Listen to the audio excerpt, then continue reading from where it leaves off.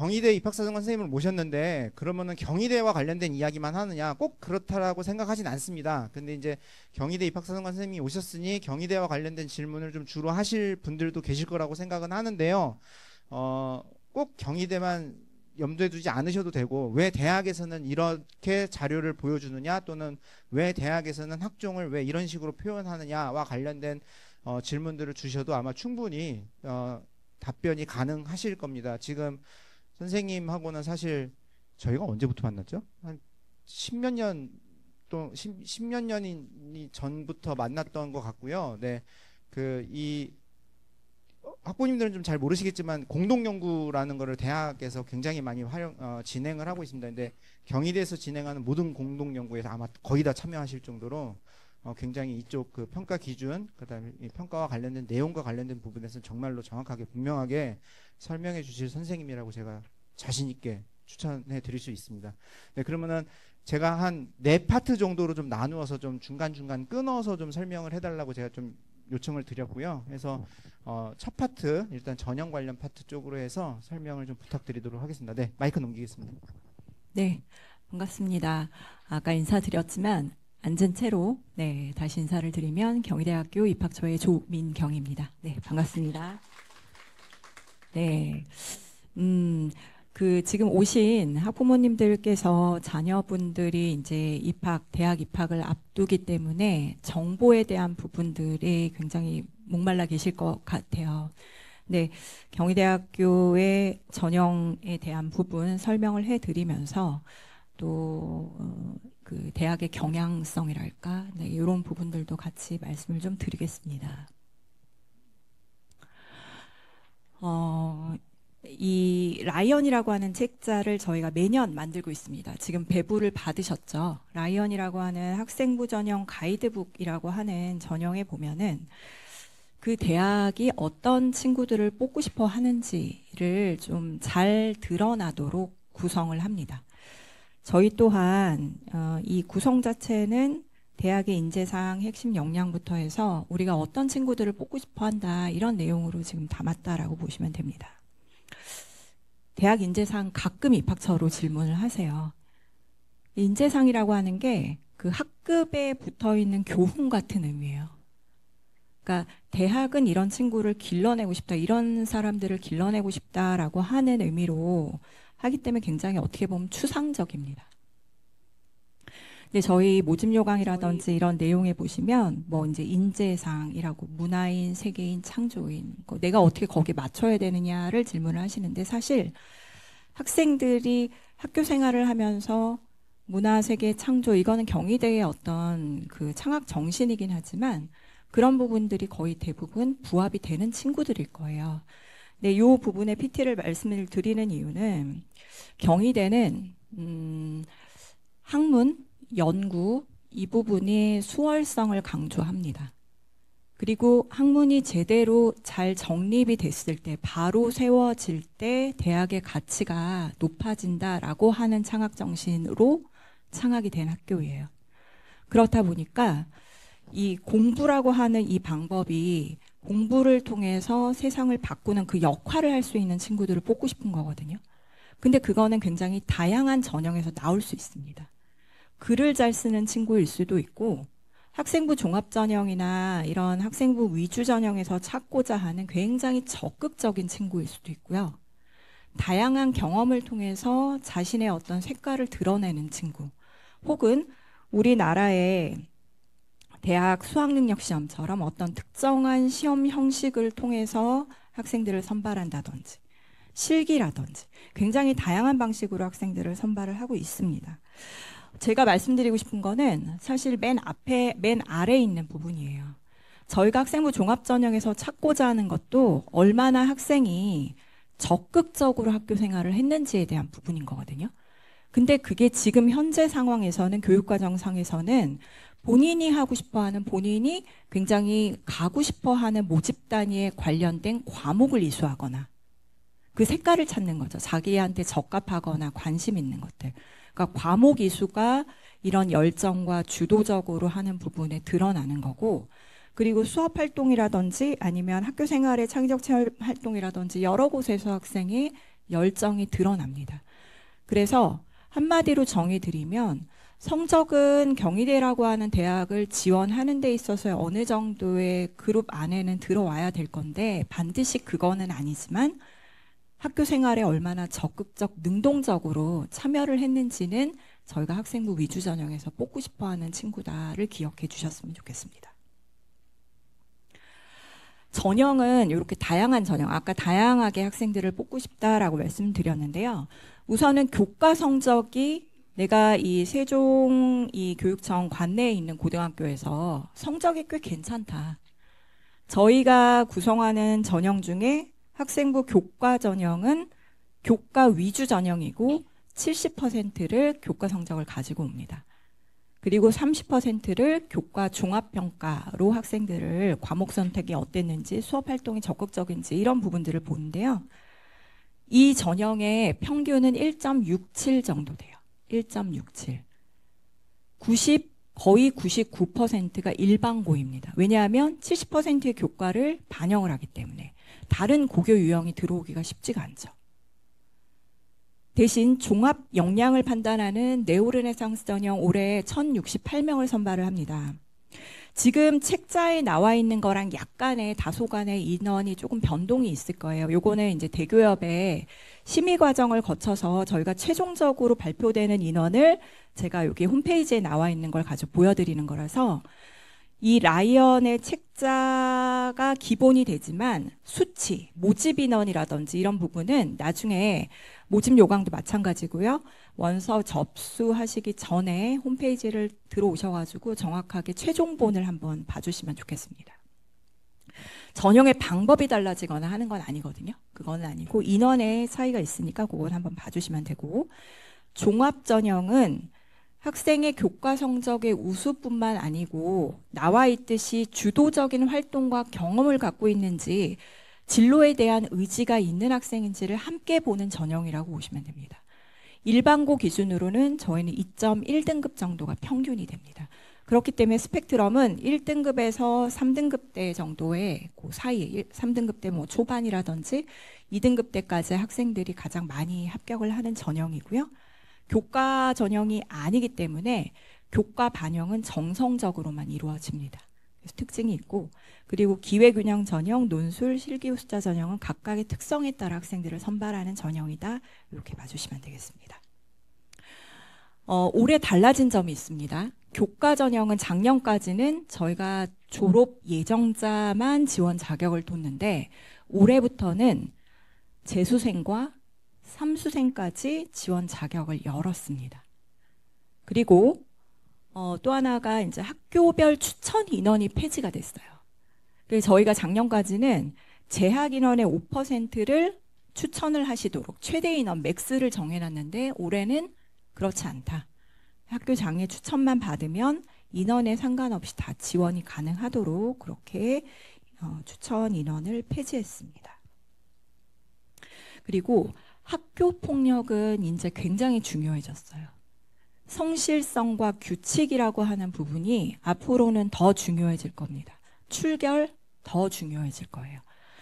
학교 폭력은 수능 100으로 저희가 선발하는 정시 전형에서도 학교 폭력은 만약에 학생이 4, 5 이상이 되어 있다. 경희대 같은 경우에 이런 경우에는 감점 처리가 된다. 이렇게 보시면 되겠습니다. 그리고 또 하나 네오르네상스 전형이 의예과, 한의예과, 치의예과, 한의예과는 저희가 아직 여전히 인문과 자연을 선발을 하는데요. 의한치 플러스 약학과까지 저희가 이번에 네오르네상스 전형에서 수능 최저학력 기준을 걸었습니다. 나머지 일반학과는 기존대로 수능 최저가 없습니다.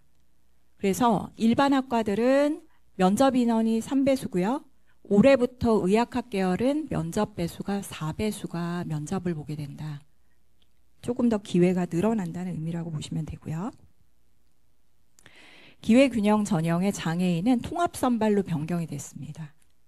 그 다음에 다자녀 과정은 4명이 기준점이었는데 이제 3명이 학생 포함 3명이어도 지원이 가능하다. 이렇게 봐주시면 되고요. 반영 교과는 지역균형 전형과 기회균형 전형 1, 2에 해당이 되는데 작년 같은 경우에는 무전공으로 선발을 했던 자율전공학과와 자유전공학과만 전공을 따로 뭔가 학생의 특성을 학과를 찍고 들어오는 게 아니기 때문에 무전공학과이기 때문에 교과를 산출하는 경우에 저희가 국어, 영어, 수학, 인문은 사회, 자연은 과학 이렇게 반영을 했는데 작년에 자유전공학과는 다 반영을 했거든요.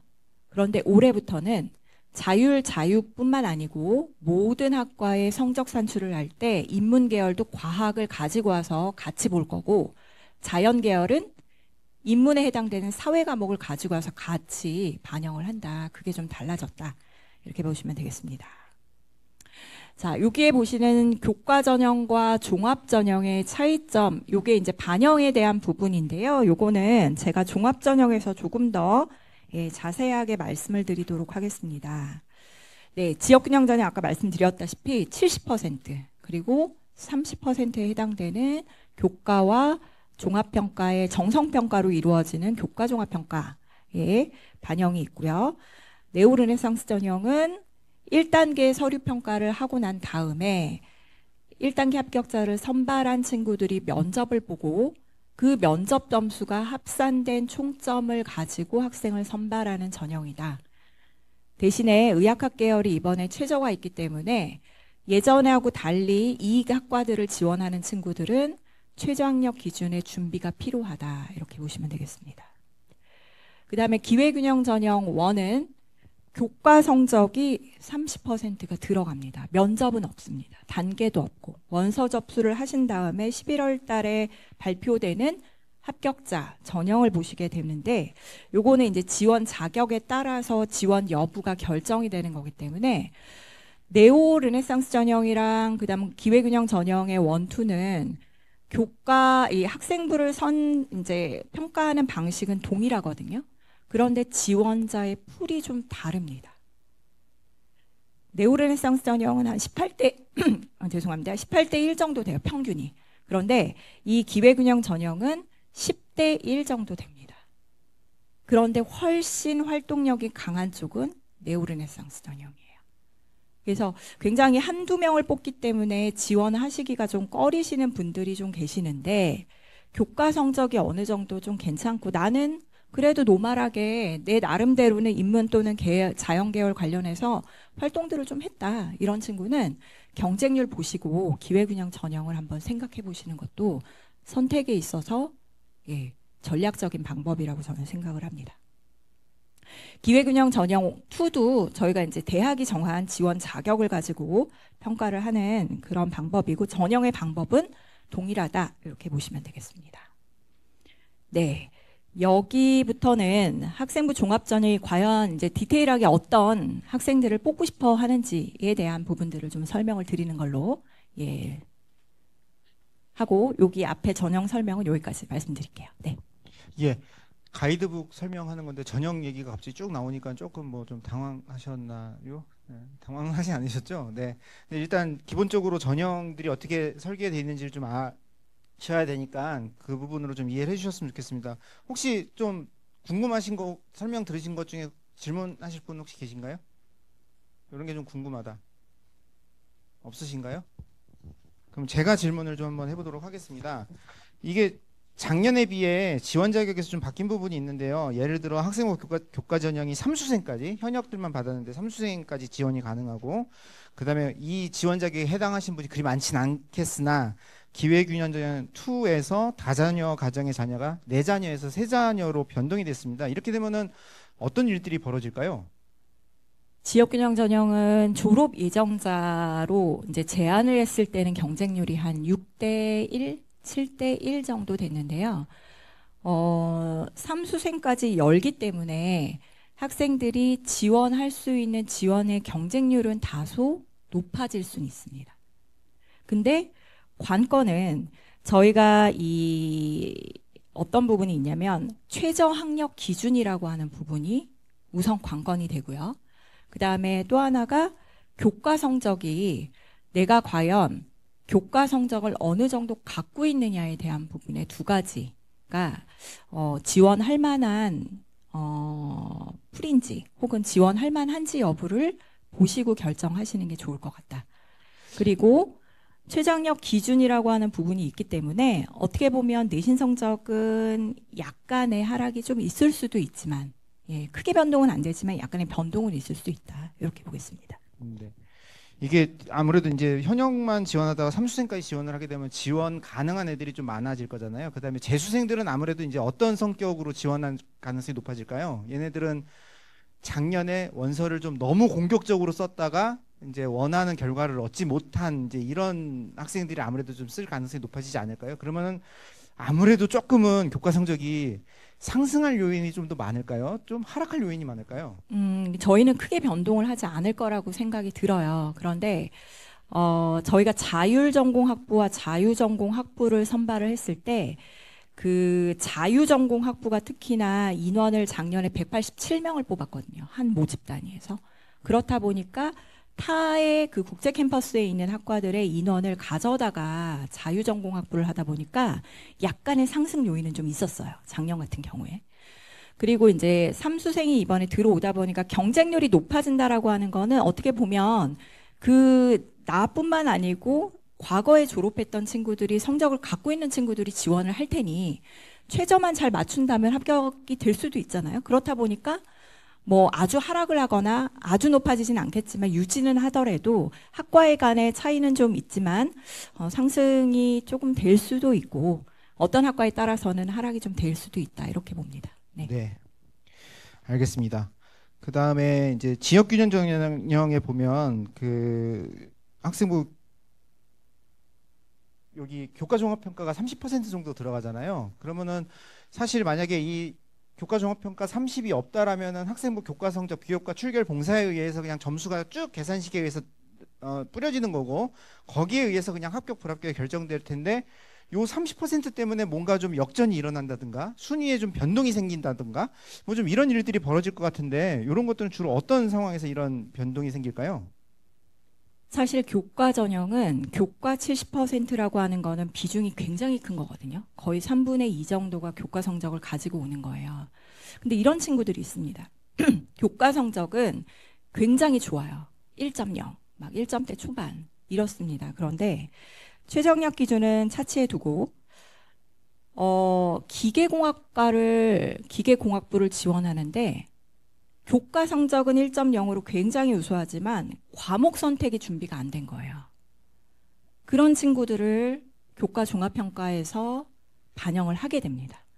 그러니까 교과 종합평가의 특징은 뭐냐면 교과 이수를 인문 또는 계열 혹은 저희가 이제 자연 계열의 핵심 과목들을 발표를 했잖아요. 그 학과에서 보고자 하는 과목에 이수가 되어 있는지 인문계열 다운 사회 과목들을 들었는지 과목 이수의 충실성 첫 번째고요. 그리고 두 번째가 수업 활동에서 적극적으로 발표도 하고 수업 참여의 태도가 능동적인 학생이냐. 근데 그 능동성을 저희가 수준을 이만큼 두고 이 정도까지 와야 돼. 네오르네상스 전형처럼 굉장히 창의적 체험 활동이랑 다른 데서 이만큼의 어떤 수준을 원하는 건 아니에요. 학교의 수업 활동에 충실하게 따라왔다면 그것으로 괜찮습니다. 저희가 데이터를 내보니까 어떻게 됐냐면 1단계 1배수를 벗어났던 친구가 700점 만점의 교과예요. 교과만 가지고 1배수 밖을 벗어났던 친구가 교과 종합평가로 인해서 1배수 안으로 들어오는 비율을 따져봐요. 늘. 근데 최종 등록자 기준으로 11%가 움직였어요. 그건 무슨 얘기냐면 70%의 교과를 우선 내가 잘 받고 내가 지원하려고 하는 계열과의 부합성이 있는 학생이면 된다는 얘기예요. 그래서 교과 종합평가는 정말 계열과 다른 준비가 전혀 안 된 친구들을 반영하는 요소다. 요 정도로 생각하시면 됩니다. 단지 의학학 계열 같은 경우에 최고의 어떤 점수를 갖고 있는 친구들은 교과 종합평가에서 뭐 가점이라든지 고 ABC의 어떤 절대평가에서의 좀 점수가 좀 안 좋으면 굉장히 큰 당락의 결정을 가지고 있을 수 있는 그건 학과마다 조금 다른 경향성이 있습니다. 네. 그러니까 여기서 보시는 것처럼 7대 3이지만 실제 교과 종합평가의 영향력은 한 11% 정도, 네, 그 정도에서 왔다 갔다라는 설명으로 들으셨고 거기에 제일 핵심적인 부분은 과목 선택, 그다음에 학교 생활에서의 어떤 적극성, 주도성이라는 키워드로 설명을 해주신 것 같습니다. 이제 이 부분부터는 경희대뿐만 아니고 이제 종합전형 중상위권 대학에서 약간의 학교마다의 좀 차이는 있지만 저희가 말씀드리는 학업 역량, 그다음에 진로 역량, 그다음 공동체 역량이라고 하는 평가 요소는 경희대하고 기타의 뭐 연대라든지 중대라든지 뭐 다른 기타 대학들 성균관대나 뭐 다른 대학들하고 거의 다 동일하게 쓰는 평가 요소일 겁니다. 학생부 종합전형에서 찾는 학생이 누구냐를 보면 저희가 늘 또 추수의 어떤 연구라든지 분석을 통해서 전형별로 특성을 좀 파악을 하거든요.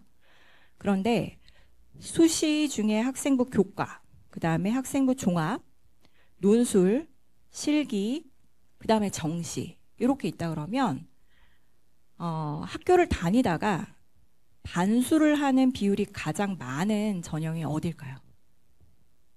정시죠. 한 문제로 학교가 달라지기 때문에 너무 안타까운 거예요. 한 문제 틀려서 경희대 온 거예요. 그러니까 나는 더 높은 대학 가고 싶어. 자기가 생각하는 높은 레벨에 그런 대학을 그런 생각을 갖고 있는 친구들이 정시에 굉장히 좀 많습니다. 그러면 그 결과가 어떻게 나타나느냐? 중도 포기율로 나타나요. 대학이 중도 포기율 굉장히 싫어하죠. 대학 평가에서도 굉장히 중요한 지표이거든요. 근데 저희가 전형별로 이렇게 들어와서 어느 전형으로 들어왔던 친구들이 가장 학교 생활에 충실, 고등학교뿐만 아니고 대학 생활에 충실도가 있는 전형이냐를 따져보면 움직이지 않는 비율, 그 안에서 계속 그 퍼포먼스가 나는 친구들 학생부 위주 전형이에요.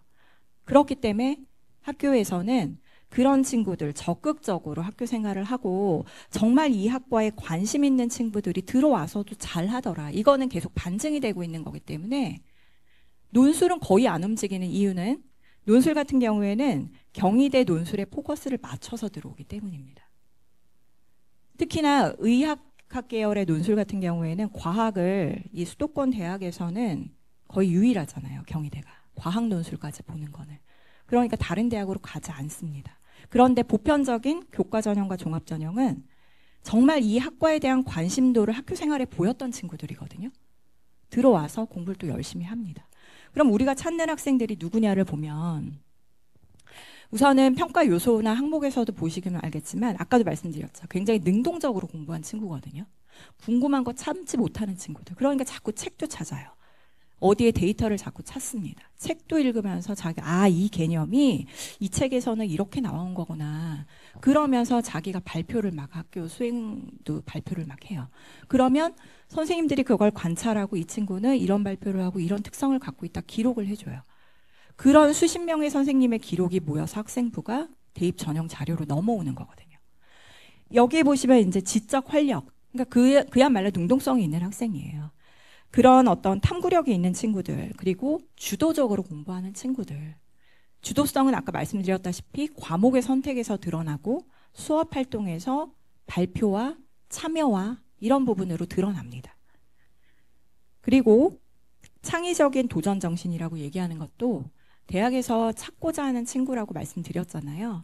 친구들하고의 관계라든지 동아리 활동이라든지 자율 활동에서 그런 부분들을 보여주는 협업의 능력을 갖고 있는 친구들. 그리고 긍정적인 친구들. 예전에 자기소개서 적었을 때는요. 너무 솔직하게 적어주는 친구들도 있었어요. 본인의 성향을 너무 솔직하게. 근데 어쨌든 긍정적으로 학교 생활을 할 때 선생님들도 저도 교사를 했었거든요. 한 6년 조금 됐는데 예. 이성준 대입지원관님하고 그 만난 게 제 기억으로는 2011년 초였어요. 2011년 초. 근데 그 전에 저는 교사를 한 6년 정도 저도 하다가 사정관을 하게 됐습니다.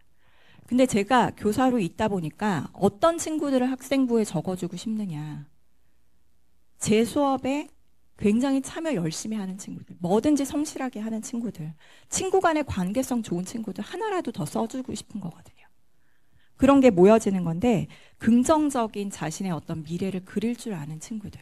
요런 4가지 요소가 학생부 종합전형에서 찾는 친구들이에요. 그러면 이 친구 이렇게 학교생활 이렇게 과거에 어떤 이력을 보니까 수업 시간에 이렇게 활동했구나. 이런 거 궁금해하는 친구구나.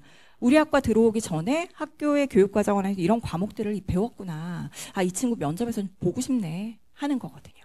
그래서 이런 친구들을 찾고자 한다.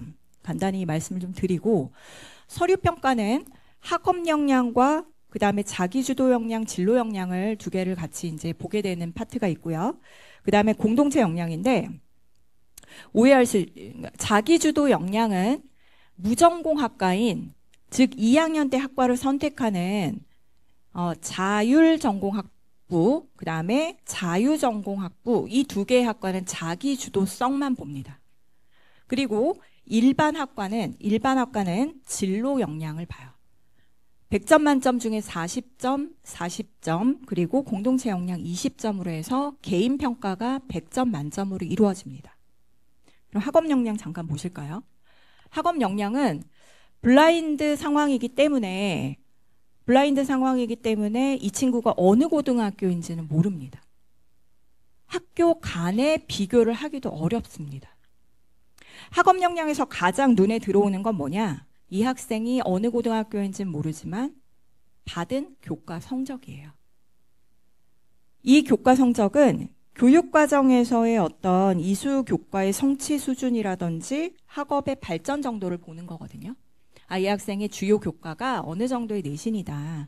전체 교과는 어느 정도의 내신이고, 이 학교는 한 220명 정도 되는 학교네.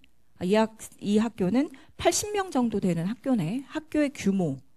그 과목에서의 원점수와 표준 편차와 객관적인 데이터를 보게 됩니다. 그게 첫 번째로 저희가 눈에 가는 거예요. 어쩔 수 없습니다. 학생부라고 하는 부분만 평가를 하게 되면 그 내용이 우선 첫 번째로 보게 되는데, 학업이라고 하는 게 너는 3등급이야, 너는 2등급이야로 판단할 수는 없습니다. 어떻게 그렇게 해요? 그거는 완전히 100%의 교과 전형에서는 나는 평소에 수능도 마찬가지잖아요. 수능 당일날 1등급 받으면 난 1등급인 거예요.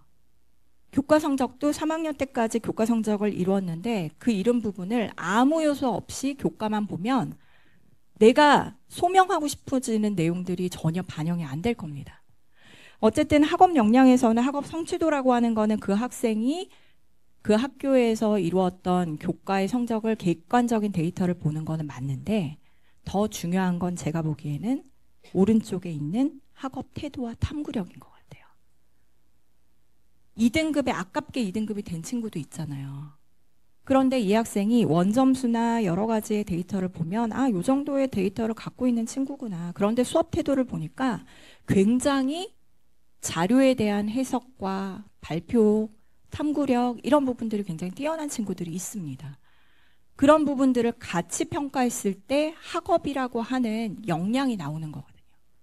그래서 앞으로 학생이 이 정도의 고등학교 때의 내신 성적을 갖고 학습 태도나 그 다음에 이런 걸 배우려고 하는 이런 학습 태도나 그 다음 지적 활력이 있는 친구라면 2점대 한 6, 7등급 되더라도 이 친구 면접에서 한번 확인해 보고 뽑자 이렇게 되는 거예요.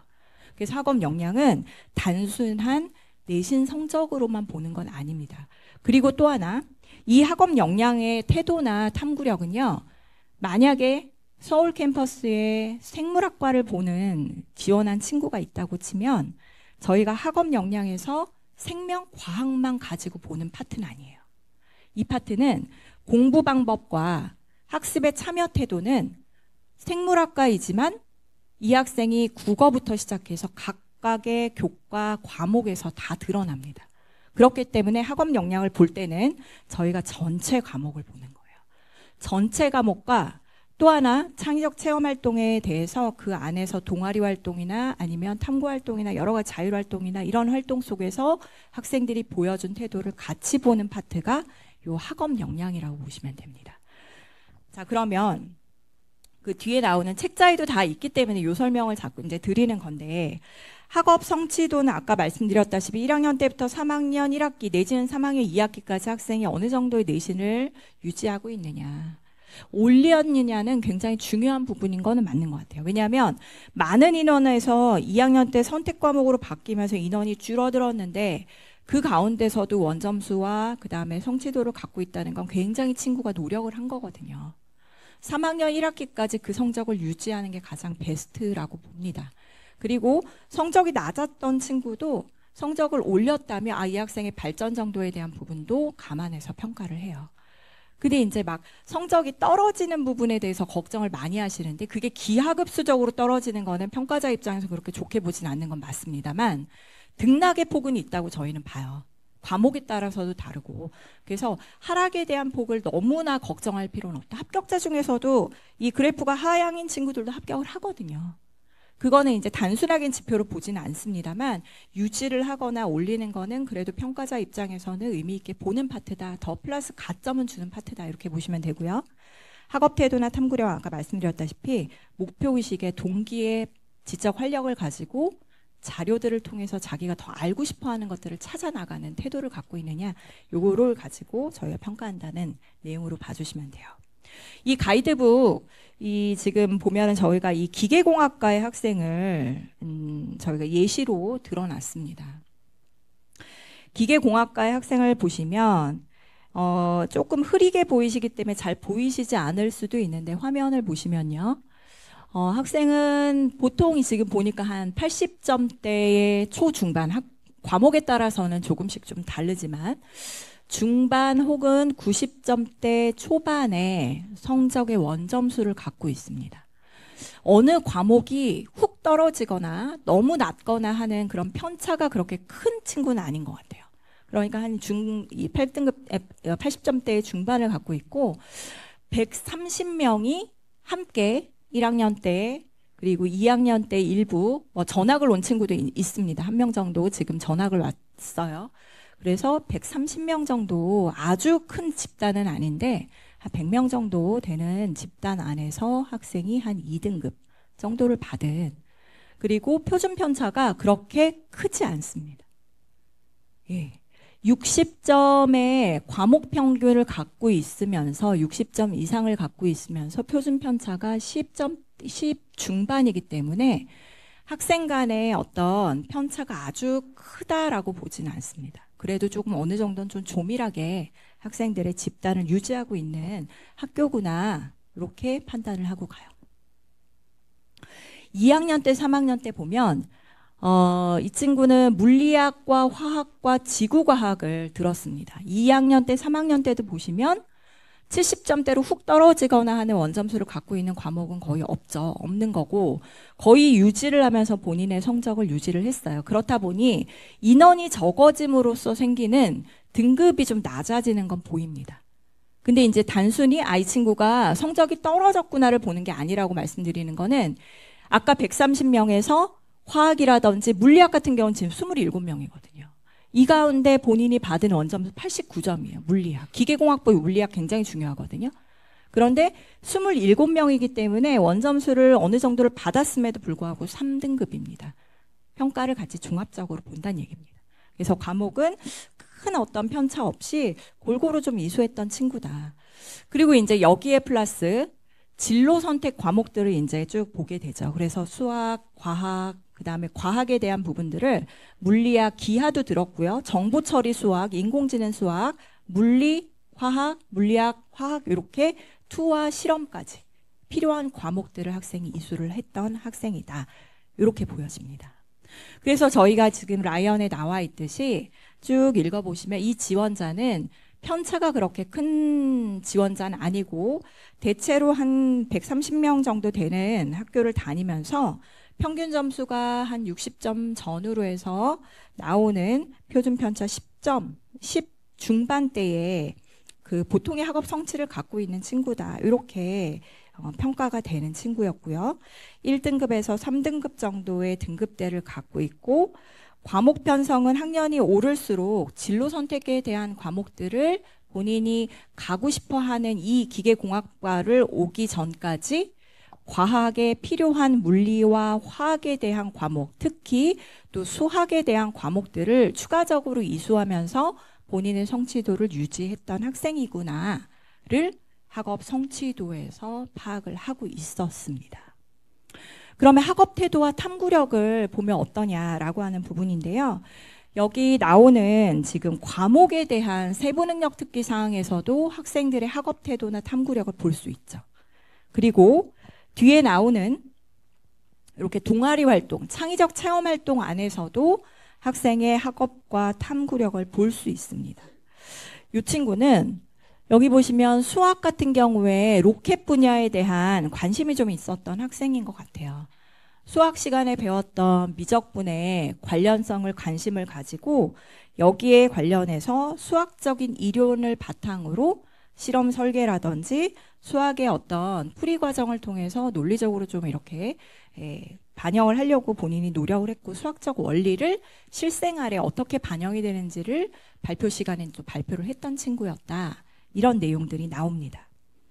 물리학 2에 대한 부분도 그렇고 미적분에 대한 과목에서도 학생이 단순하게 수업 활동을 하면서 본인이 수동적으로 공부한 친구가 아니고 관련된 이론이라든지 개념을 가지고 본인이 조금 더 확장되는 수업 활동을 보였다라고 하는 부분들을 보여주고 있다. 이렇게 보시면 됩니다.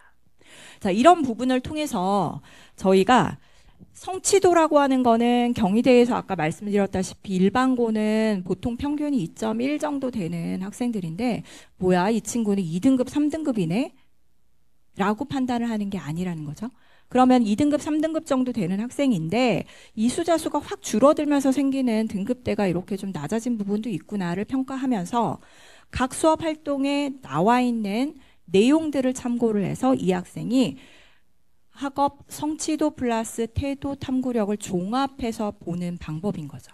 그래서 이 친구가 학생부를 보면 교과에서 배운 내용을 활용을 해가지고 자기가 다른 쪽에 실생활에 접목해서 알려고 하는 학습 태도라든지 창의적 체험 활동에 알 수 있듯이 다른 교과에서 배운 내용을 활용해서 실험 활동에 또 접목을 시킨다든지 이런 부분이 태도적인 측면에서 이 학생이 공부를 그냥 수동적으로 공부한 친구는 아니었구나를 판단하게 되고 물리학에 관련된 부분으로 이수 과정을 볼 때 굉장히 관심도가 있는 친구고 충분히 역량이 있는 친구구나를 판단하게 되는 결론까지 온다. 이렇게 말씀을 드리겠습니다. 여기까지가 학업 역량이에요. 자, 그럼 진로 역량은 뭘까요? 아까 말씀드렸다시피 학업 역량은 전체 과목에서 지금 예시로 나오는 거는 수학, 과학에 대한 부분이 주로 나오긴 했습니다만 사실 국어라든지 영어라든지 기타 공통사회에서도 나올 수 있고요. 이거는 미술 시간에도 나올 수 있습니다. 학업 역량의 태도는.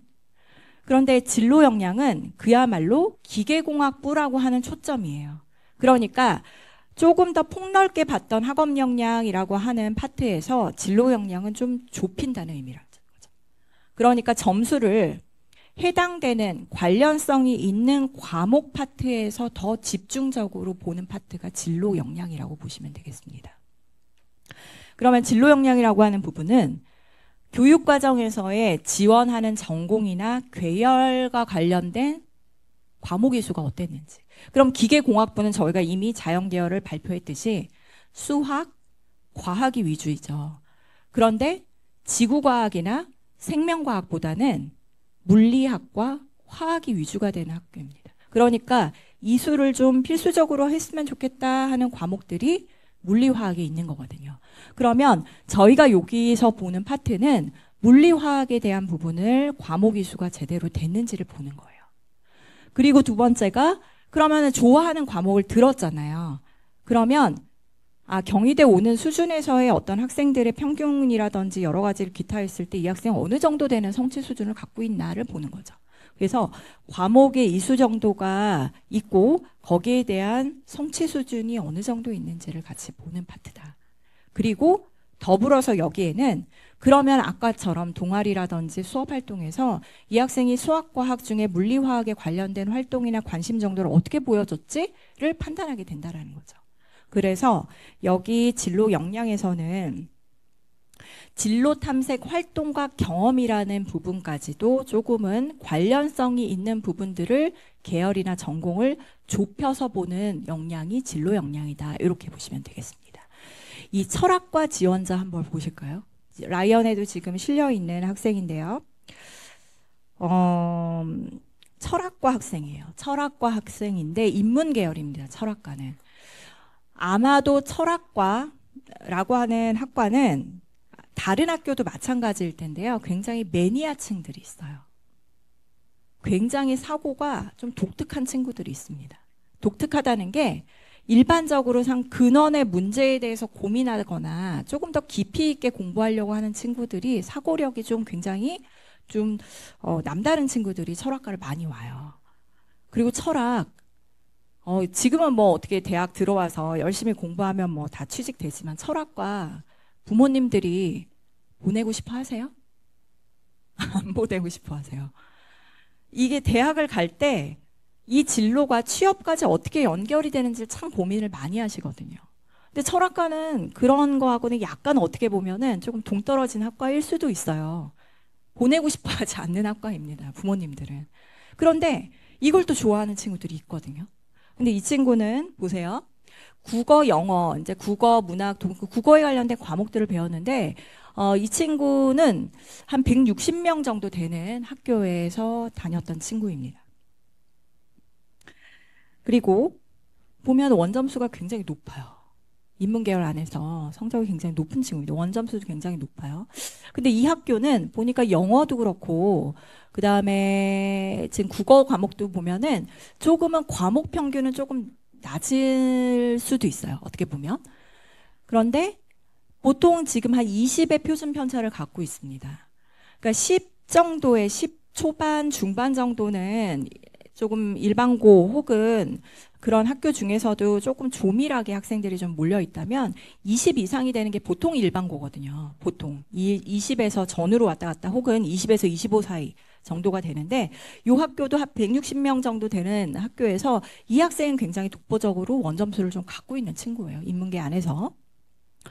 사회 과목을 굉장히 또 많이 들었습니다. 사회 과목을 들었는데 이 친구는 통합사회를 1학년 때 같이 듣는 과목들도 당연히 들었는데 그 다음에 선택 과목으로 이제 가다 보니까 이수자의 수가 뚝 떨어집니다. 뚝 떨어지는데 한 어떤 과목은 동아시아사 같은 경우에는 40명이 안 되는 과목을 들었고요. 또 정치와 법이라든지 이런 학과 이 과목에서는 한 80명 전후의 학생들이 과목 이수를 했는데 성취도를 계속 유지하고 있는 친구예요.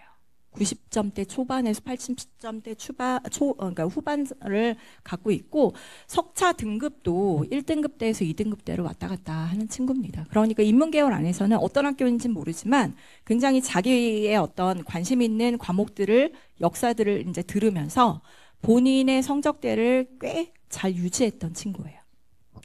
일본어, 중국어도 했네요. 이 친구는 일본어, 중국어, 철학까지 진로 선택으로 과목 선택을 해가지고 학생이 들었던 친구고요. 보통 제2외국어 같은 경우는 학교에서 한 개 과목을 개설을 하거든요. 근데 이 친구는 공동교육과정을 들었던 친구예요. 추가적으로 들은 경우인 거죠. 일본어와 중국어를 그리고 철학까지 공부를 했던 친구입니다. 학업 역량이 아닌 진로 역량에서 이렇게 좀 보면은 학생은 과목 선택이라고 하는 부분에서 우선 일반적으로 자연 계열이 아닌 사회 과목 위주로 들은 학생입니다. 이 학생은. 보통 이제 일반고의 보통 교과인 국어, 영어, 사회 과목을 충실하게 이수를 했고요. 그 다음에 영어 과목도 공통 과목으로 8단위 이수를 하면서 학생이 본인이 이제 인문 계열에 속하는 학생으로서 국어, 영어에 대한 과목 이수를 충실하게 했던 친구였다. 그리고 전공과 관련된 과목들, 역사라든지 아니면 사회에 관련된 부분들을 이수를 할 때 자기 성차 등급이나 성취도를 꽤 전반적으로 3학년 때까지 유지를 했던 친구였다. 관련된 과목들, 철학과에서 고전 강독을 이제 과목을 개설하고 확대를 하거든요. 그렇다 보니까 그 원서에 관련된 부분들도 공부를 하는 데 있어서 필요한 한문이라든지 제2외국어의 능력을 갖추고 있다라고 하는 평가를 내렸던 학생입니다. 그러니까 학업 역량을 볼 때 전반적으로 과목을 이수하는 거와 더불어서 이 친구의 철학과는 진로 역량 안에서 관련 과목들에 대한 이수가 충실하게 됐는지를 판단하는 그런 파트였다. 이렇게 보시면 돼요. 이 학생의 혹시 수학 성적은 어떻습니까? 이 수학만 싹 빠져 있네요. 철학과는 수학이 만약에 이 친구가 지금 1등급과 2등급이 보통 이제 섞여 있잖아요. 근데 만약에 수학이 이 친구가 약해요. 그럼 평균점은 좀 내려갈 수 있거든요. 그런데 수학이 한 3등급 정도, 4등급 정도 된다고 이 학생의 기타 국어, 영어, 인문학적인 소양이 워낙에 괜찮은 친구이다 보니까 그 부분은 충분히 고려가 될 수 있는 영역이었다 이렇게 봅니다. 네. 자, 그리고 거기에 더불어서 제가 또 하나 말씀드리고 싶은 거는 지금 대입지원관께서 또 말씀하셨지만 관련성이 더 높은 과목들이 있잖아요. 지금 아까 말씀드렸다시피 철학과 학생이에요. 그러면 사회 관련된 과목, 그다음에 영어, 원서도 읽을 수 있잖아요. 영어, 국어 뭐 이런 과목들을 배웠어요. 그런데 아까 말씀드렸다시피 수학이나 과학, 공통과학 뭐 이제 좀 관련성이 조금 많이 낮다라고 생각하는 과목에서 등급대가 조금 이 친구가 갖고 있는 인문학적인 과목의 수준보다는 좀 낮은 수준을 갖고 있는 거는 크게 문제가 안 됩니다. 근데 반대의 경우가 문제가 생기는 거죠. 철학과에 지원을 했어요. 그런데 수학과학의 점수는 수학을 굉장히 잘 보고 있는데 국어, 영어, 사회 과목이 낮아요. 그런데 평균은 비슷해요. 이럴 경우에 누굴 뽑겠냐는 거죠. 관련성이 있는 과목에서 진로 역량은 관련성이 있는 과목에 대해서 조금 더 집중한대.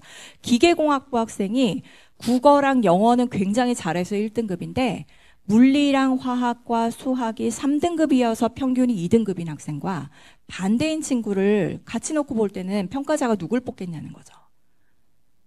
평균점만 보면 안 된다라는 의미가 학생부 종합전형은 사실 그 학생이 갖고 있는 학생의 특성과 과목 이수의 성취 정도를 좀 종합해서 보는 전형이다 보니까 2등급이라고 같은 2등급은 아닐 수 있다는 걸 말씀드립니다. 네. 진로 역량에서 보면 이 친구 보세요. 자율활동과 그다음 진로 활동을 이렇게 보면 공동교육과정을 통해서도 굉장히 다양한 과목들을 이수를 했다라고 지금 기록이 되어 있죠. 창의적 체험 활동의 특기사항이 기록이 되어 있는 부분들을 좀 보시면 이 학생이 공동교육과정으로 영화로 살펴보는 세계 문제 강좌를 24시간을 이수했다라고 해요. 영화를 소개하면서 어떤 여성의 어떤 혐오 문제라든지 여성의 어떤 그 역사적인 부분, 그러니까 여성 참정권에 대한 역사에 대한 통찰력을 기반으로 해서 인간의 존엄성과 권리는 뭘까에 대해서 고민했다고 해요. 진로 활동 안에서 자신의 관심 분야를 표현한 거거든요, 이런 거는.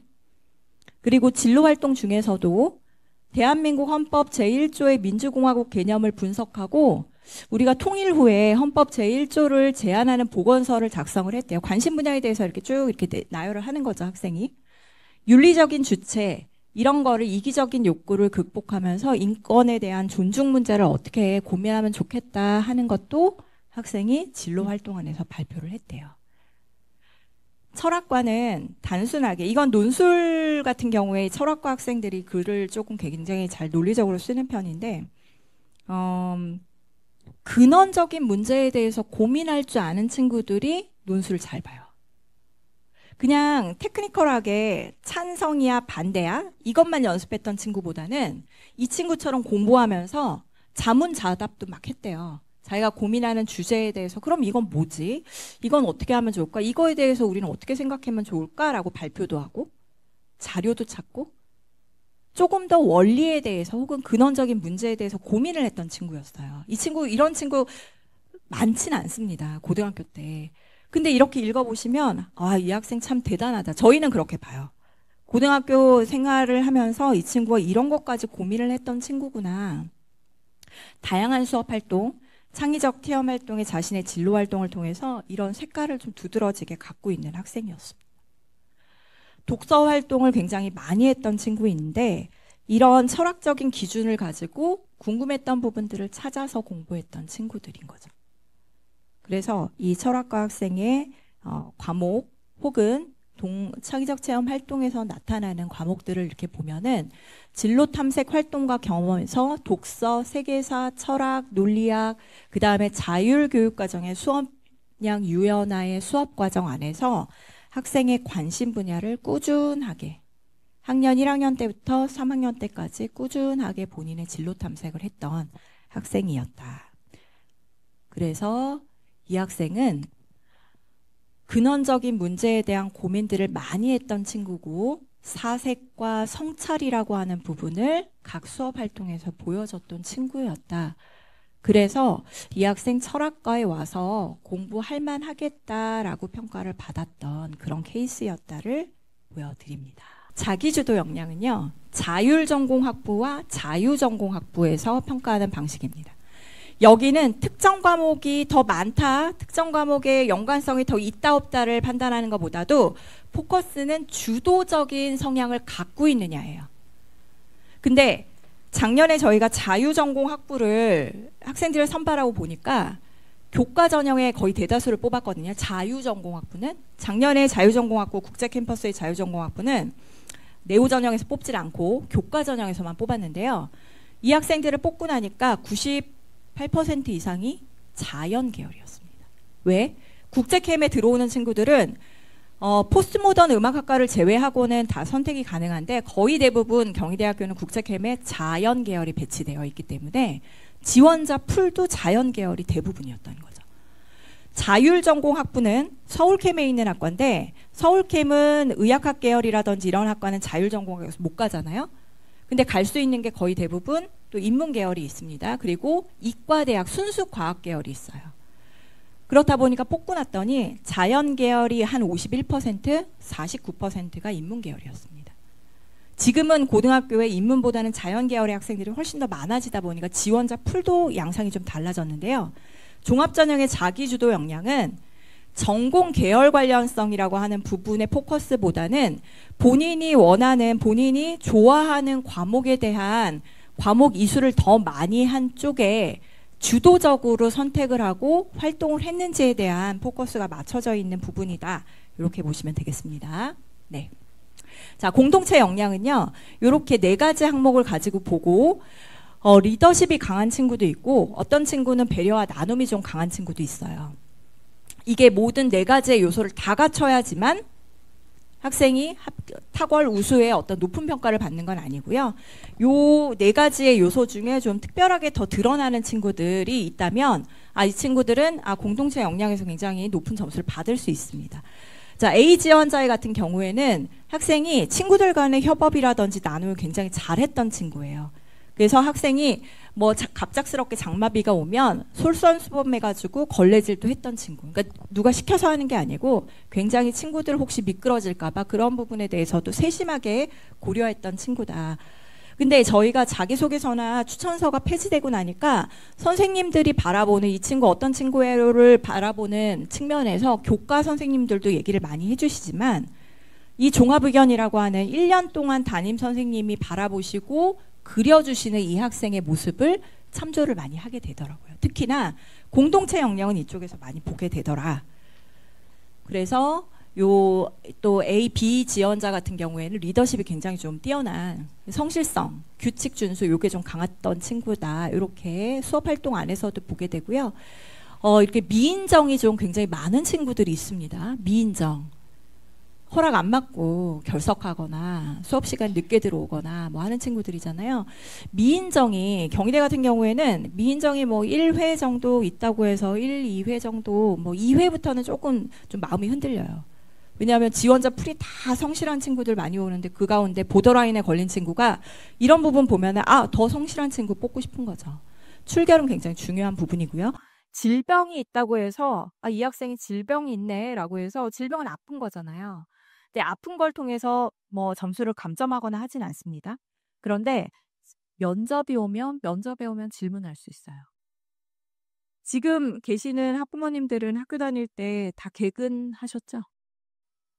개근 안 하는 게 안타까운 거잖아요. 근데 요즘 친구들은 안 그렇다고 하더라고요. 사유서 내고 안 온대요. 예, 저도 친구들이 학교에 있다 보니까 학교의 실상들을 막 이렇게 들어요. 출결, 대학들이 계속적으로 아마 중요하게 본 포인트가 될 겁니다. 네, 이런 것들을 보시고 그러면 이런 과목 선택에서 사정관을 어떻게 보고 있을까라는 거죠. 결론적으로 보면은 전형 자료가 축소되다 보니까 학생부 내에서 교과의 어떤 이수 과목에 대한 영향력은 조금 더 커졌다라고 보시고요. 권장 과목이 없어도 사실 괜찮아요. 핵심 과목은 굉장히 중요하게 보는 과목인 거 그거는 꼭 이수하고 왔으면 좋겠다 하는 과목들이고요. 과목의 이수 단위, 한 과목의 이수 단위가 높고 적음에 대한 부분에 경희대는 그렇게까지 크게 비중을 두진 않고요. 교과 군별로는 좀 봅니다. 수학의 교과군은 이 정도, 과학의 교과군은 이 정도라고 하는 교과군의 우선순위는 좀 보고요. 그렇기 때문에 이렇게 발표했던 과목 선택에 대한 부분들을 저희가 발표했기 때문에 해당되는 학과에 들어오실 때 과목에 대한 이수가 어느 정도 준비가 되어 있는지를 좀 보시고 오시면 좋겠다. 그래서 홈페이지에 가보시면 이렇게 저희가 이수 권장 과목에 대한 안내들을 좀 하고 있고 2015 개정교육과정이 아닌 이번에 1학년 고등학교 1학년 학생들부터는 노란색에 해당되는 과목 이수의 핵심 과목들을 잘 살펴보시고 지금 자녀분들 중에서 1학년 이제 과목 선택을 하시는 시점에서는 대학들이 발표하는 이런 과목의 선택들을 참고하셔야 되는 다 이렇게 말씀을 드리겠습니다. 네, 이렇게 요거는 홈페이지에 있기 때문에 참조를 좀 해주시면 좋을 것 같아요. 네. 요거 저기 이렇게 바뀐 부분에서 보시면은 여기 막 파란색으로 지금 이렇게 칠해져 있는 과목들이 좀 있어요. 네. 이게 왜 이렇게 여기는 파란색끼리 좀 칠해져 있는 거죠? 네, 2022 개정교육과정이 과학의 2가 갈라졌어요.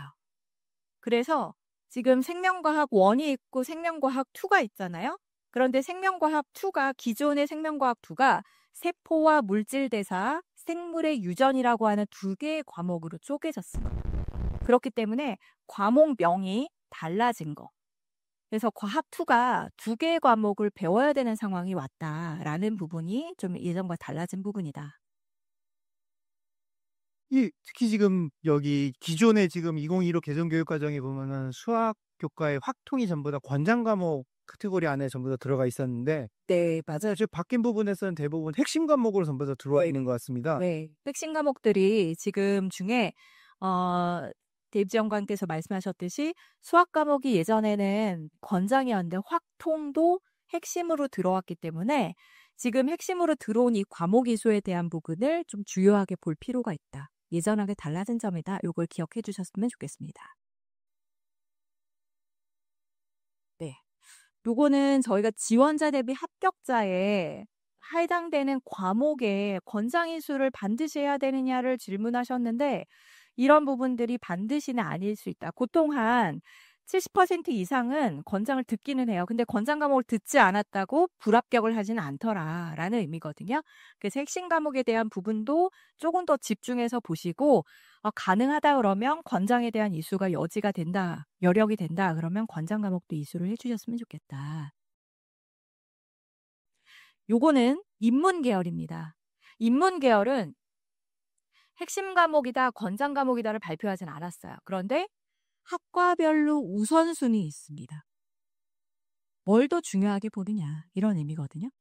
그래서 여기 보시면 국문학과 예를 들면 1순위가 국어, 2순위가 영어, 3순위 사회, 4순위 교양, 5순위가 한문이다 이렇게 돼 있어요. 근데 전체 지원자 중에 가장 높은 지원자 풀 안에서 내신 성적을 지금 숫자는 내신이거든요.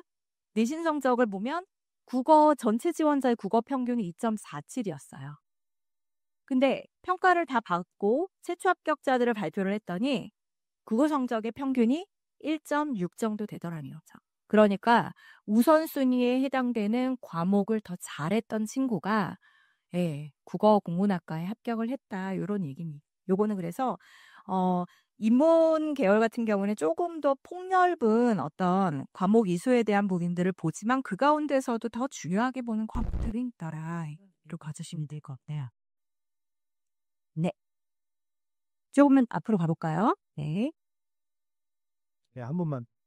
더 이거 앞으로? 아니요. 네. 예, 요거 이제 앞에는 자연이었고요. 그 자연 같은 경우는 앞에 그 보여주셨던 그 홈페이지에서도 확인하실 수 있었던 핵심 권장 과목 리스트를 보시고 확인하시면 될 것 같고요. 지금 인문 같은 경우는 말씀하셨던 것처럼 사실 권장 과목 같은 것들이 전혀 나오지 않았지만 자연스럽게 평가하는 과정에서 교과별로의 어떤 이런 비중 같은 것들이 좀 발생한다라는 부분인 거고요. 그리고 이 부분을 보실 때 어떻게 접근하시면 되느냐? 상식적으로 접근하시면 됩니다. 국문과에서 제일 중요한 게 뭐죠?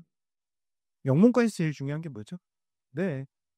정치, 외교, 행정에서 제일 중요한 건 뭐죠? 이거 당연히 이제 사회 관련 국어, 뭐 이제 이런 쪽인 거고, 경영에서도 지금 보시면은 사회 쪽에 지금 사실 노란색이 돼 있지만 제 눈에 들어온 거는 수학이 2.9에서 수학이 2.2로 올라가는 부분이에요. 일단 수학도 경영 같은 경우는 뭐 크게 이렇게 아주 이렇게 뭐 무시할 수 없는 그런 교과목이다.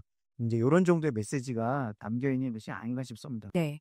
그리고 또 하나 말씀드릴 게 지금 이제 경영학과가 올해부터는 경영회계 계열이라고 하는 유형2의 학부로 선발을 해요. 모집 요강 보시면.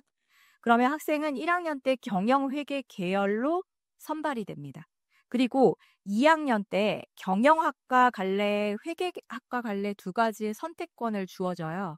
여기에서 100% 선택을 줍니다. 예를 들어 50명을 회계 계열로 뽑았어요. 저희가 그런데 학생들 50명한테 1년간의 과정에서 진로 탐색을 하고 어느 쪽으로 갈 겁니까? 질문을 했을 때 50명 전체가 회계학과로 가더라도 경희대가 수용한다는 얘기거든요. 그게 올해 좀 달라진 점인데. 그렇다면 회계하고 경영이 묶였어요. 여기에서도 보셨지만 국어, 영어와 더불어서 중요하게 인문이지만 중요하게 보는 과목이 뭐겠냐. 수학이 약한 친구들은 경영 회계 계열에 특히나 회계학과랑 묶였으니 원래도 경영학과가 수학을 또 중요하게 보는 파트의 학과였는데 회계랑 같이 묶였으니 수학에 대한 중요도가 조금 더 있는 학생들, 좀 잘했던 학생들, 특히나 빅데이터 응용학과는 인문이잖아요. 인문에 관련해서도 수학이 1순위로 지금 나와 있습니다. 그래서 아까 객지원관님께서 말씀하셨듯이 어떤 과목들을 중요하게 볼까 이런 부분들을 좀 고민하시고 지원하셨으면 좋겠다. 이유 말씀드립니다. 네, 자녀분들이 면접에 합격을 했어요. 면접 대상자가 됐다. 이랬을 때 면접 준비 어떻게 해야 되느냐 말씀드리고 이제 마무리를 할게요. 면접은요. 학생부 종합전형에서는 지금 현재는 경희대 출제 문항이 없습니다. 공통의 출제 문항이 없는 상태에서 학생 고등학교 때 이런 활동했는데 요거에 대해서 좀 더 자세하게 얘기해 줄래요? 학생 질병이 지금 25회나 돼요. 이유가 뭐예요?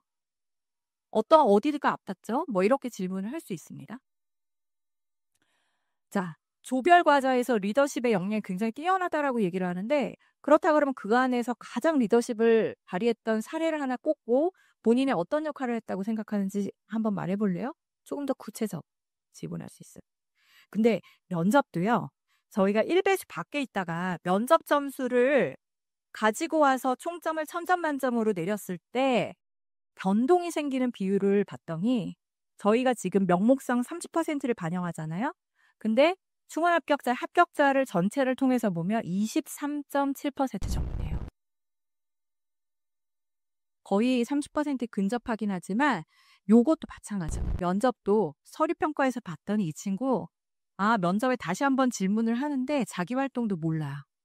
얘기를 못하는 거예요.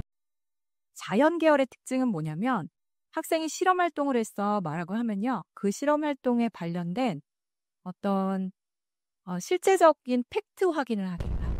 이 이론에 대해서 진짜 알고 있나?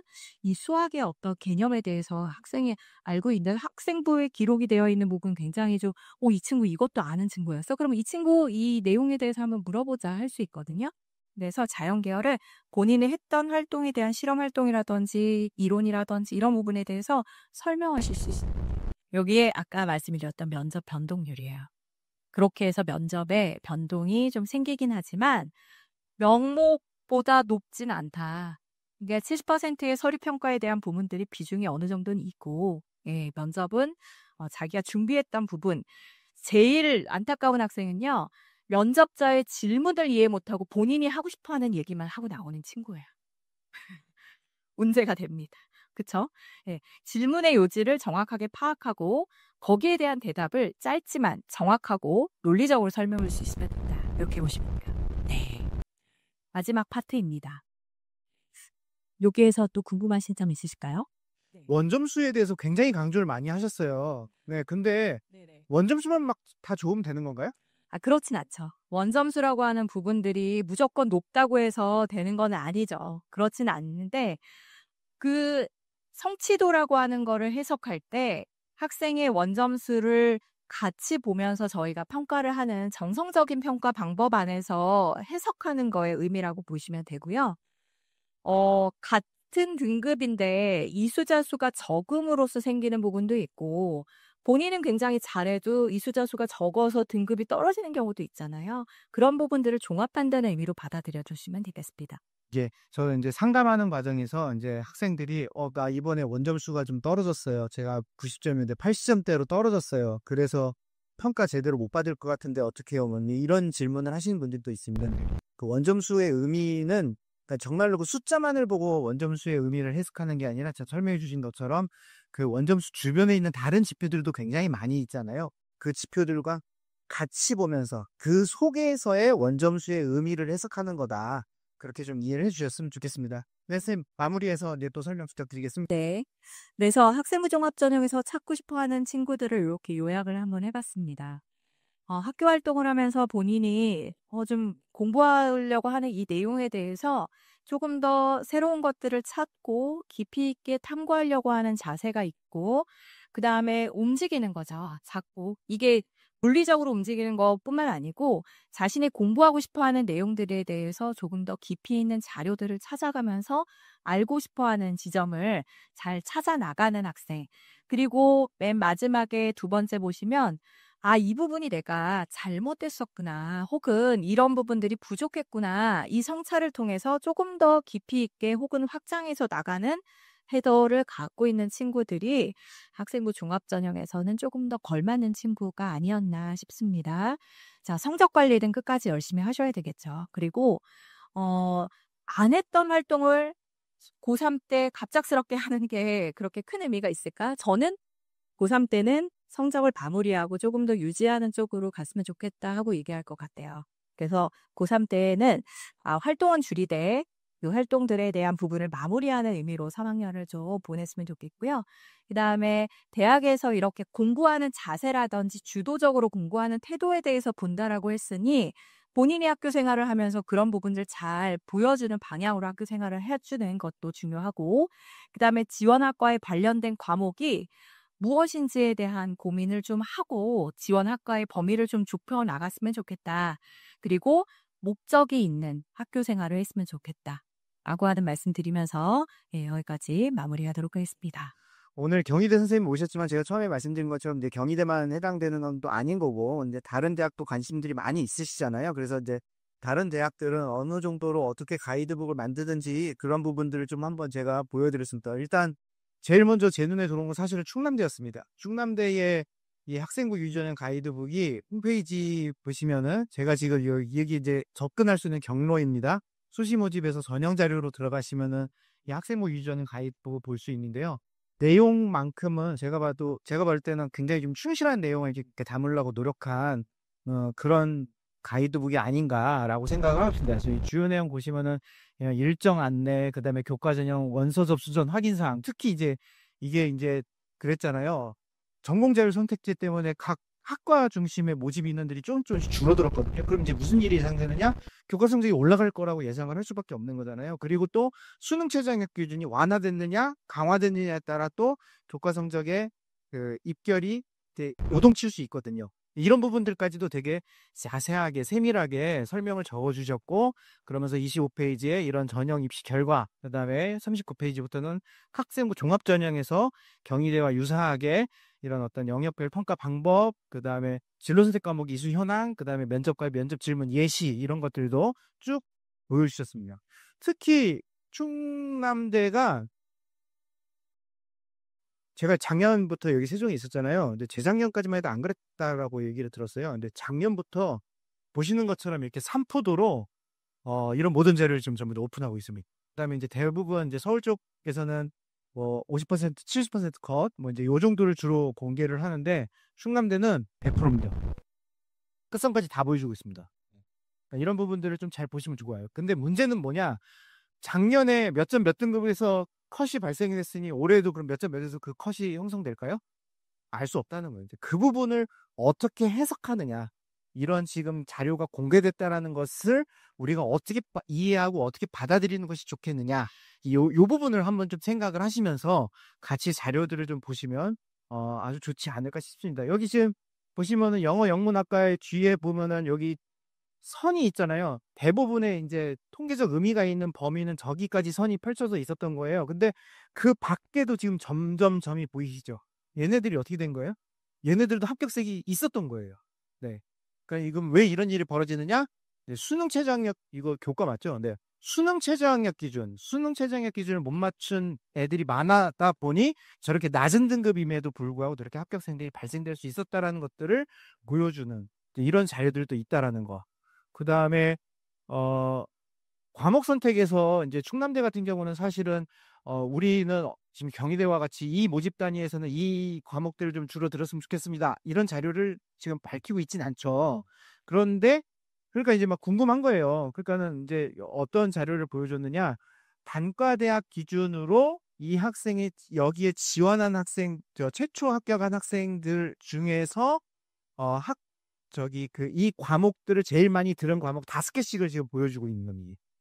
그러면서 이 숫자까지도 이렇게 보여주고 있습니다. 그러니까는 이제 이 과목 때문에 이 학생들이 합격했다. 단순하게 그렇게 접근하기는 어렵겠지만, 그래도 이제 많이 합격하는 학생들이 주로 이런 유의 과목들을 선택하고 이수했다라는 정도의 정보는 충분히 얻으실 수 있겠죠. 그러니까 이제 이런 것들도 한번 좀 참고를 해보시면, 도움을 받지 않을까 싶습니다. 네, 그 다음에 학생부 종합전형 같은 경우는 앞에서 설명했듯이 교과 성적은 이제 하나의 어떤 참고 자료, 이 학생의 수준을 좀 판단할 수 있는 어떤 그런 지표로서 활용이 되는 거지, 그게 합불에서 가장 결정적인 요인이 될 수 없다라는 것을 계속해서 반복적으로 말씀해 주셨습니다. 그러니까 그거를 바로 극명하게 보여주는 게 바로 지금 이런 자료예요. 그 다음에 지금 경희대 요 가이드북 뒷편에도 보시면은 여기는 경희대 쪽은 근데 합격생만 표시가 됐죠. 이렇게 동그라미. 네. 네, 가이드북에는 동그라미만 표시가 되어 있는데요. 저희 홈페이지에 오시면 입시 결과에 그 입시 결과 이 통계 자료가 올라가 있는데 거기에 X 표시와 동그라미 표시가 다 같이 되어 있어요. 그래서 같은 등급이어도 어떤 친구들은 합격을 하고 어떤 친구들은 불합격을 한 케이스들이 다 나와 있습니다. 근데 지금 여기 충남대는 보시면은 합격의 등록, 합격의 동일 모집 단위 합격. 그러니까 저거는 이제 제 생각이 맞으면은 전형을 여러 개를 쓰는 거죠. 여러 개를 써서 얘도 원래는 여기 합격했는데 다른 전형 저쪽으로 등록을 했다. 뭐 요걸 보여주는 거고요. 그 다음에 합격했지만 미등록 포기했다. 그건 이제 뭐 다른 데로 뭐 KTX 타고 서울 갔다는 얘기죠. 그 다음에 불합격하고 결시를 했다. 불합격인데 수능 최저를 맞추지 못해서 불합격이다. 그 다음에 야 X는 너무 안타깝지만 그냥 진짜 불합격 뭐 이런 것까지, 이런 법례까지 해서 이렇게 정말 자세한 자료들을 지금 다 보여주고 있는 거예요. 그래서 물론 이제 여기에는 진짜 구체적인 하나하나 모든 의미와 맥락들을 다 파악하기는 좀 어렵겠지만, 여기에는 내용들을 같이 위아래를 같이 이렇게 놓고 보시다 보면 대략적인 어떤 이 학과는 이런 패턴을 갖고 있구나, 이 학과는 이런 일들이 주로 벌어지고 있구나, 뭐 이제 이런 의미들을 충분히 읽어내실 수 있을 거라고 저는 생각을 합니다. 네, 서울대 학생부 종합전형 안내입니다. 우리 애는 서울대 갈 거 아닌데요. 네, 그래도 한번 보시는 거 저는 의미가 있다라고 생각합니다. 그러니까 이게 정말 진짜 뭐 우수한 학생들만 뭐 가기 때문에 한번 이거 참고하시라는 얘기는 아니고요. 근데요, 저는 이제 서울대 학생부 종합전형 안내에 가장 큰 단점은 그래픽이 별로 없어요. 주로 글로 되어 있습니다. 그런데 이제 글로 이렇게 쭉 돼 있다 보니 굉장히 좀 뭐라고 얘기할까요? 이게 도표 그래프로만 보여주기 힘든 어떤 그 안에 있던 숨어 있는 어떤 논리와 맥락들도 이렇게 정말로 좀 이렇게 하나하나 좀 이렇게 친절하게 좀 보여주려는 어떤 그런 시도들이 굉장히 좀 신선하게 보였습니다. 그래서 그런 부분들도 좀 봐주시고요. 그 다음에 여기 45페이지 쪽 이하를 보면은 선배들이 들려주는 나의 이야기, 뭐 이런 부분들, 그러니까 이제 합격 수기 같은 이제 그런 거라고 생각을 하시면 되는데, 근데 이제 이 학생들이 여기에 단순히 뭐 내가 이렇게 열심히 해가지고 서울대 합격했어, 이제 그런 게 아니라 내가 고등학교에서 공부했었던 이런 내용들이 대학에 와서 나에게 이런 식으로 도움이 됐다. 내가 고등학교 때 요런 영역에 내가 좀 더 집중해서 공부를 했다면 내가 지금 대학에 와서 덜 고생했을 것 같다. 네, 주로 이제 이런 류의 이야기들로 적혀 있습니다. 그러니까는 요런 부분들도 한번 보시면서 서울대가 여기 이제 전공능력과 이수 과목 리스트도 이쪽 파트에서 계속 보여주고 있습니다. 네. 그다음에 이제 이 가이드북에서 제일 좀 그래도 많이 이렇게 좀 오르내리고 있는 게 바로 이 동국대의 이 학생부 위주형 가이드북이라고 생각을 합니다. 여기를 보면 이제 굉장히 많은 내용들이 쭉 있고요. 뭐 이제 보통 이렇게 들어가 있는 내용들이 이렇게 쭉 있습니다. 네, 뭐 이런 내용들 쭉 있는데 이제 거기에 이제 요 부분 사례로 보는 학생부 종합전형 세 케이스씩 요 지금 있는 학생들의 학생부에 있는 내용들을 평가하신 분들이 이렇게 좀 요약을 해가지고 그걸 한눈에 이렇게 딱 보여드리는 거예요. 그래서 대비를 좀 하시라고 해서 만약에 이 글을 읽는 학부모님이나 선생님들 입장에서 여러분이 입학사정관이라면 어떤 결과를 냈겠냐 그런 것들을 한번 판단을 하면서 이렇게 좀 평가를 해보면서 한번 읽어보면은 또 굉장히 많은 어떤 도움을 받을 수 있는 그런 자료라고 생각을 합니다. 그리고 이제 여기 보면은 이제 이런저런 어떤 통계 자료 같은 것들도 이제 굉장히 많이 나옵니다. 그래서 이제 작년에 이제 또 화두가 바로 뭐 전공자를 선택했던 무전공 모집 단위들이었잖아요. 동국대에서 이제 열린전공학부라는 어떤 모집 단위를 선발을 했는데 열린전공학부의 인문에 어떤 과목들로 어떻게 이수를 했고 어떤 합격자가 발생했는가에 대한 것도 이렇게 통계 자료를 쭉 보여주는 겁니다. 근데 이게 보시면은 어떨까요? 이게 지금 숫자만 있어서 사실은 좀 한눈에 딱 들어오진 않는데요. 특별하게 어떤 과목을 이수해야지만 유리함이 있는 것 같지는 않다라는 판단을 아마 하실 수 있을 겁니다. 그러니까 다시 얘기해서 지원자가 선택한 비율과 뭐 최종 합격자가 선택한 비율에서 그렇게 크게 차이가 나타나지 않는 거예요. 그럼 이거는 말 그대로 정말로 인문 계열에서는 어떤 과목을 선택해도 크게 그게 어떤 에 영향을 미치지는 않았다라는 것을 바로 이런 통계 자료를 통해서 확인할 수 있다는 거고요. 그다음에 이제 열린전공학부 자연에서 마찬가지로 이제 물화생지 중에 이제 이런 거 어떤 거를 들어야 되냐. 또 수학에서는 수원수투까지는 대부분 학생들이 다 듣는데 미적이냐, 확통이냐, 기하냐, 그다음에 그 외 나머지 과목들을 어떻게 들어야 되냐.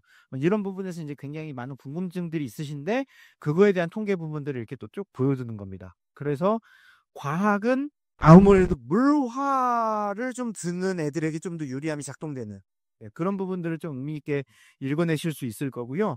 그다음에 수학 같은 경우는 보시는 것처럼 수원수투 미적은 그냥 100%입니다. 100%. 네, 미적까지는 100%. 그런데 확통에서 또 확통만 보더라도 지원자가 72.4%가 이수를 했는데 최종 합격자는 90%.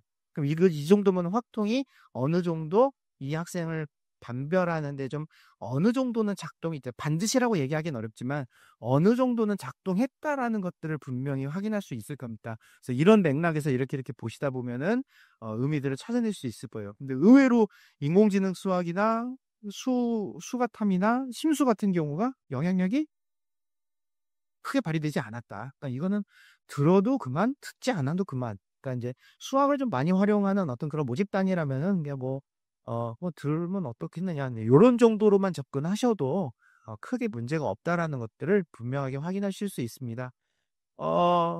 수학교과 과목 선택과 관련된 맥락 속에서 지금 이 자료가 나왔는데요. 이 학생은 여기 지금 밑에 확통이 지금 이렇게 아무 성적 정보가 없잖아요. 그러니까 이 학교에서는 이 확통을 개설해서 운영을 한 거예요. 근데 이 학생은 확통을 듣지 않았습니다. 근데 위에 수학 과목 들은 리스트를 쭉 보니 수가탐도 들었고 심수도 들었어요. 근데 왜 확통을 듣지 않았지? 이거 뭐라고 봐야 될까요? 네, 9등급 상대평가를 피한 어떤 진로 선택 과목의 선택이 아닌가라는 판단을 할 수밖에 없다라는 거죠. 그리고 이제 그런데 지금 제가 말씀드린 요건 어떻게 보면 또 하나의 어떤 추정일 수밖에 없는 거잖아요. 근데 이 추정을 확신으로 만들어주는 게 바로 무엇이었다? 시특을 봤더니 특별하게 그런 부분들을 찾기가 좀 어려웠다. 그렇기 때문에 이 학생의 이런 과목 선택은 조금은 좀 아쉬움이 남는 그런 과목 선택이었다라는 것까지도 잘 밝히고 있습니다. 제가 말씀드린 지원자 ABC에서 새 학생의 학교 생활 기록부에 있는 내용들을 요약을 해서 보여주는 분들 이런 것들도 다 있으니 관심 있으신 분들은 동국대 홈페이지에 가셔서 그런 걸 한번 더 찾아보시고 한번 확인해 보시면 좋지 않을까라고 생각합니다. 네, 이렇게 요약하는 근데 이제 이렇게 요약만 하면은 이제 마치 어떤 하나의 실적, 스펙에 의해서 이 학생을 평가하는 거 아니야? 또 좀 이런 오해들을 하실 수 있는데 그렇지는 않은 보고 기록을 통해서 이걸 이제 요약을 해서 이렇게 보여드리다 보니 자연스럽게 이렇게 될 수밖에 없었다라는 것도 봐주셨으면 좋겠습니다. 마지막으로 충북대입니다. 저는 이제 아무래도 이제 지역대학 위주로 좀 이제 설명을 또 드릴 수밖에 없어서 이제 충북대 것도 보여줬고요. 네, 충북대에서도 보시는 것처럼 굉장히 뭐 여러 가지 많은 내용을 가지고 이렇게 쭉쭉 여러 가지 주제로 이렇게 정보를 제공하기 위해서 노력을 하고 있습니다. 근데 여기 봤더니 네, 제가 썼습니다. 네, 10페이지 정도 되고요. 이거 원고 의뢰받고 정말 제가 엄청 후회했습니다. 거부할 걸. 이거 쓰느라고 정말 고생했고요. 네, 네. 글로 쓰다 보니 이제 또 좀 어려움이 좀 있었는데 어, 그 여러 가지 이제 전형 요소들, 그러니까는 국가 성적, 수능 최저 학력 기준, 면접, 뭐 이제 서류 평가 이런 것들, 그다음에 지원을 할 때 뭘 좀 놓치지 말아야 될 것들, 이제 뭐 그런 거 위주로 해서 글을 이렇게 좀 썼습니다. 그래서 자녀 이렇게 학부모님들 사실 네, 네, 자녀에게 한번 이렇게 이런 거 한번 읽어보라고 한번 이렇게 좀 해주시면 어떨까 싶습니다. 기타 궁금한 점 티키타카라기보다는 자녀 진학에 관심 있는 학부모 교육 정도로 진행해 주시기를 희망합니다라고 이건 질문이 아니죠. 그냥 요구 사항을 이렇게 주셨는데 제가 그래서 앞에 좀 느끼셨는지 모르겠지만 티키타카와 학부모 진학 아카데미의 차이점에 대해서 제가 이렇게 쭉 설명을 드렸습니다. 그래서 요거는 좀 티키타카는 진짜 저는 좀 계속 좀 근데 오늘도 좀 저는 사실 좀 불만이에요. 좀 둘이 좀 얘기를 서로 좀 꽉 했으면 좋겠는데 이게 강연 형식이 좀 돼버린 것 같아서 제가 조금 좀 더 디테일하게 접근을 했어야 됐겠구나. 그게 좀 아쉽고요. 그래서 학부모 교육은 어쨌든 지금 이렇게 해서 좀 운영을 하고 있습니다. 그래서 그런 부분은 청조를 해주셨으면 부탁드립니다. 사전 질문으로 경희대 대입 전형 이제 경희대 선생님 오셨으니까 또 이런 기회 만나기 쉽지 않으니까 그래서 경희대 대입 전형에서 궁금한 것을 여쭙습니다. 그랬더니 경희대 논술 전형 수능 최저가 3합 7에서 탐구 2개를 선택해야 된다고 들었습니다. 아무 선택별 불이익은 없을까요? 그리고 경희대 논술 전형 특징과 준비 팁이 있다면 알려주세요. 라고 질문을 주셨습니다. 그래서 제가 경희대 모집 요강에 수능 최저학력 기준 부분을 봤습니다. 그랬더니 2합 5, 3합 4로 되어 있습니다. 착각하신 거죠? 경희대가 아니라 성대였습니다. 성대가 박힌 거고요. 그래서 이제 요거는 지금 선생님이 설명하시기가 좀 어려운데 뒷부분 논술 전형의 특징과 준비 팁 요것만 좀 간단하게 좀 부탁드리겠습니다. 네.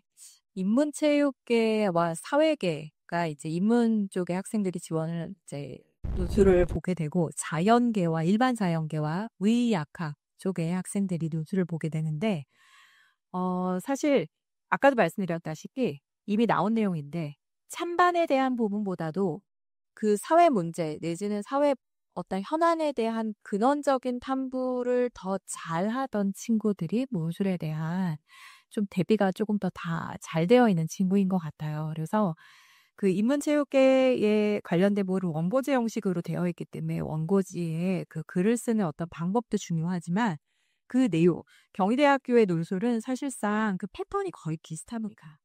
어떤 수능처럼 그룹이 되어 있는 한 4-5개의 그룹의 글들을 놔뒀고 여기에 어떤 공통의 어떤 이론이 어떤 내용인지에 대해서 쓰거나 이 내용을 비교해서 학생의 어떤 이 둘의 어떤 차이점을 쓰거나 하는 내용들이 보통 인문계에서 나오거든요.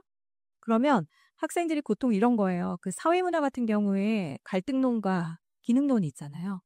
그게 눈에 보이는 친구들이 있는 거죠. 그런 부분을 끄집어내서 비교하고 공통점을 찾아낼 수 있어야 돼요.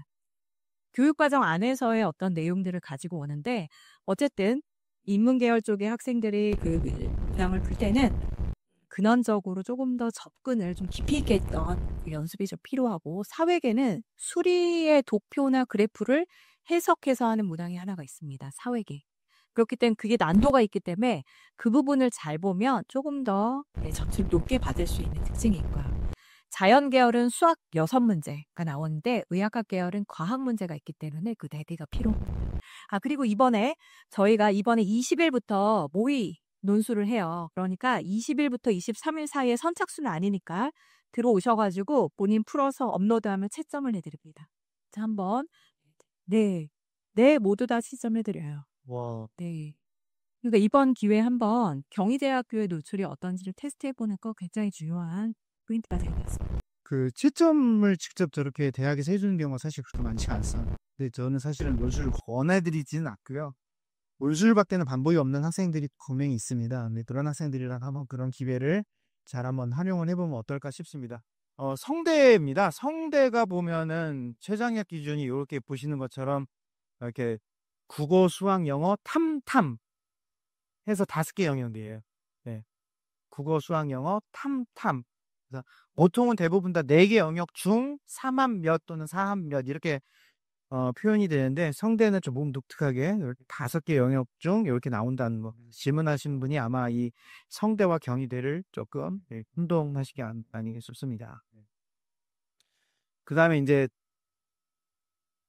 검정고시에 대해서 또 질문을 하셨어요. 그래서 여기 계신 분들은 사실 뭐 대부분은 검정고시와 관계가 없을 것 같긴 하지만 그래도 어쨌든 질문이 왔기 때문에 제가 이제 조금 미리 한번 설명을 드려보도록 하겠습니다.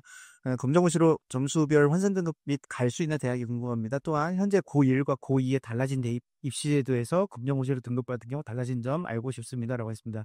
먼저 일단 뒷부분 먼저 말씀을 드리면은 지금 2028 대입제도에 적용받는 학생들이 고1 학생들인데 고1 학생들과 관련해서 전형의 룰이 지금 발표된 대학은 한 군데도 없습니다. 전국에 어디도 없습니다. 내년 4월 말 5월 초에 아마 발표가 될 예정이에요. 맞죠? 시행계획 그때 발표되는 거잖아요. 네. 그러니까는 아쉽게도 지금 이 부분에 대해서는 좀 뭐 정확하게 말씀드리긴 좀 어려운 상황이고요. 근데 지금 이제 발표되어 있는 기준으로 말씀을 좀 드린다면은 저는 지금 이제 충남대 거를 갖고 왔습니다. 제가 왜 이제 이분은 서울 쪽을 아마 원하실 것 같은데, 근데 제가 이 충남대를 왜 갖고 왔는지는 이제 한번 생각을 해보셨으면 좋겠고요.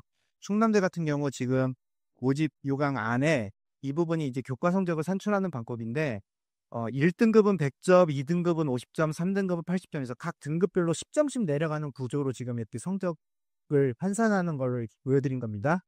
그리고 난 다음에 밑으로 쭉 내려가면은 검정고시의 합격생을 어떻게 처리하는가를 보여주는 건데, 검정고시는 과목별로 해서 100점이 만점이에요. 100점 만점에서 60점 이상인가를 받아야지만 이제 그 과목이 패스가 되는 거거든요. 그래서 이렇게 95점 이상, 그 다음에 90점에서 95점 미만에서 이렇게 구간을 이렇게 만든 겁니다. 제일 높은 점수가 몇 점이죠? 95점 이상인데 75점이죠. 75점입니다. 그럼 다시 앞표를 와서 이 75점이 어디에 해당하는 거죠? 3.5등급 정도에 해당이 되는 거죠. 그럼 이건 결국 무엇을 의미하느냐? 검정고시 95점 이상 받은 학생은 몇 등급으로 대우를 해준다? 일반고의 3.5등급 정도의 수준으로 대우를 해준다. 이게 작년까지만 하더라도 2.55등급이었습니다. 근데 이번에 2026 학년도부터 3.5등급으로 바뀐 겁니다. 그리고 이거는 이제 제가 충남대가 이런 어떤 성적 통계 정보 자료를 굉장히 공개를 잘한다라고 제가 말씀드렸잖아요. 이거 홈페이지에 다 있습니다. 여기 보시면은 인문 제일 앞에 있는 것만 제가 좀 따왔는데요. 인문에 이렇게 보시면 제일 마지막에 제일 끝에서 두 번째 칸에 보시면 최종 등급 숫자가 쭉 나와 있습니다. 이건 진짜 작년에 이 학과에 문 닫고 들어온 학생들의 등급을 그냥 지금 다 보여주고 있는 거거든요. 검정고시 아까 만점이 몇 등급이라고 했죠? 3.5라고 했죠? 3.5를 대비를 해보시죠. 들어갈 수 있는 학과가 있을까요? 없을까요? 몇 개? 근데 이제 작년에는 2.5등급으로 대우를 했다라고 제가 말씀드렸잖아요. 검정고시로 만점을 받고 충남대가 요구하는 수능 최저학력 기준을 충족한 학생이라면 합격을 했겠죠. 근데 이제 올해부터는 무슨 일이 벌어질까요? 올해부터는 그게 말처럼 쉽지 않을 수 있다라는 것을 의미한다라고 일단은 해석을 했습니다. 물론 이제 여기에서 이제 또 좀 여러 가지 이런저런 뭐 논쟁들이 발생될 수는 있는데 이거는 저는 제 개인적인 생각을 좀 말씀드리면은 학교 다니는 애들 위주로의 전형 구성이 저는 우선이라고 생각을 하는 거고요.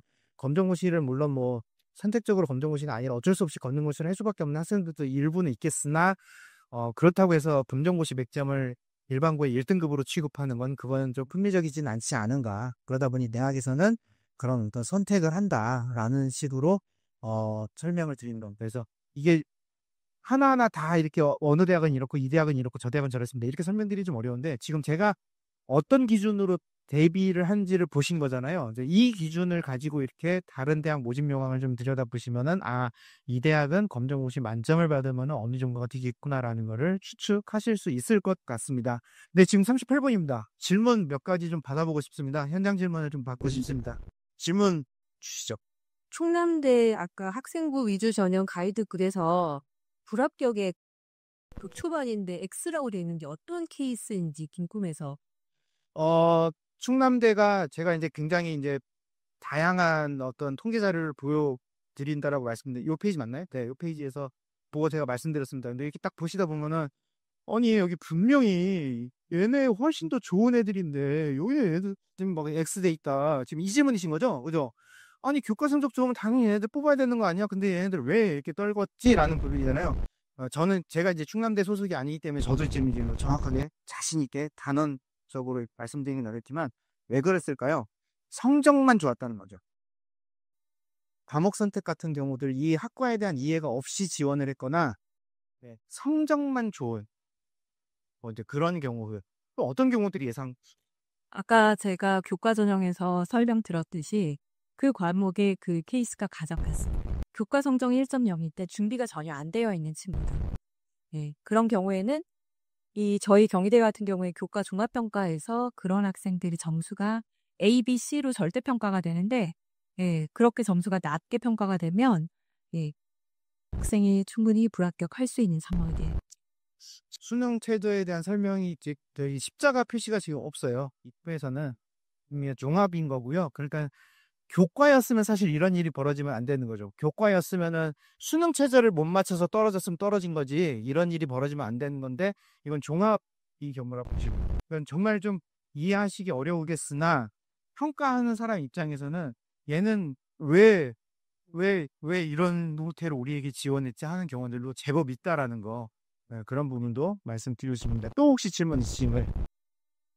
경희대는 그 면접 평가가 30%가 있는데 네. 30%로 인해서 뭐 바뀌거나 불합격이 바뀌거나 그럴 수도 있는지와 아까 말씀드렸다시피 저희가 면접평가의 변동률은 이 변동 1배수를 왔다 갔다 하는 변동률을 얘기하는데 최초 합격자 기준으로 33.1이었지만 충원까지 다 합해서 전체적으로 보면은 마지막에 보면 23.7%가 면접으로 인해서 변동률이 생긴다는 걸 말씀드리는 거고요. 네.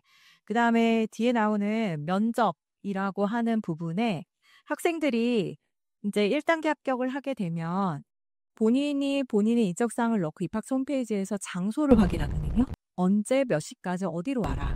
대기실로 갑니다. 그러면 대기실에서 학생들이 제반의 여러 가지 유의사항을 듣고 학생들이 거기서 기다려요. 블라인드 면접이기 때문에 가번호 면접이기 때문에 학생이 어느 순서로 면접을 할지는 잘 모릅니다만 본인의 면접이 끝나면 집으로 가는 거거든요. 근데 대기실에서 기다렸다가 그 대기실 아래에서는 본인의 서류를 볼 수 있습니다. 전자기기가 아닌 종이로 된 거 볼 수 있어요. 그런데 면접실을 딱 이제 떠나기 시작해서는 가방을 열 수가 없습니다. 자신의 필기도구도 꺼낼 수가 없습니다. 계속 이제 머릿속으로 리뷰를 해보는 거고요. 면접실에 기다리고 면접실에서 학생이 면접을 보는 시간은 한 10분 정도. 10분 내외가 되겠네요. 10분 내외. 10분 정도를 면접을 보고 나오면 대기실로 가는 게 아니고 집으로. 예. 하면 면접이 상황이 끝났다. 이렇게 보게 되어 있습니다. 입학 사정관님께서는 만약에 그 특목고하고 일반고하고 어떻게 구분을 좀 지으실 수도 있어요. 구분은 당연히 되죠. 그 특목고는 당연히 교육 과정이 다르기 때문에 과목에 대해 개설되어 있는 외국어 계열, 과학 계열의 과목이 있기 때문에 이 학생 특목고구나, 이 학생이 일반고구나 라는 거는 당연히 알고 있습니다만 학생부 종합전형에서는 특목고와 일반고를 비교할 수는 없습니다.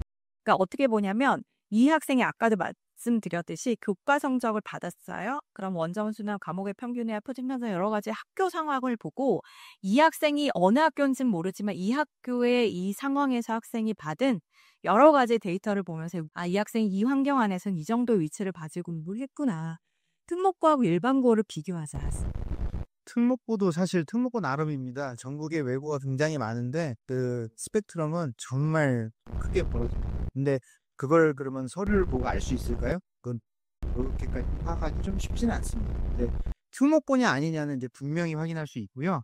제일 확인하기 어려운 그룹이 뭐 어딜까요? 광역자사고와 일반고. 여기는 정말 구분이요.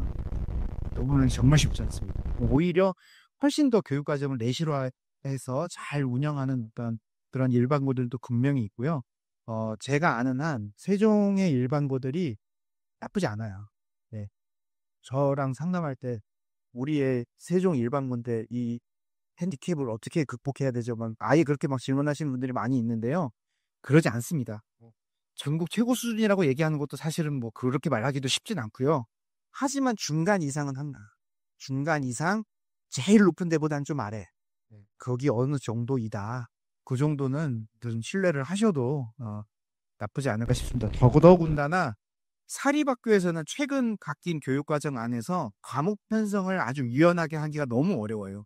선생님들이 그 과목 선생님들을 다 확보하기가 너무 쉽지가 않아서 이게 너무 편성하기 어렵습니다. 근데 정말 전국에 있는 어느 지자체 중에서라도 공립이 대다수를 차지하는 자치단체는 세종밖에 없습니다.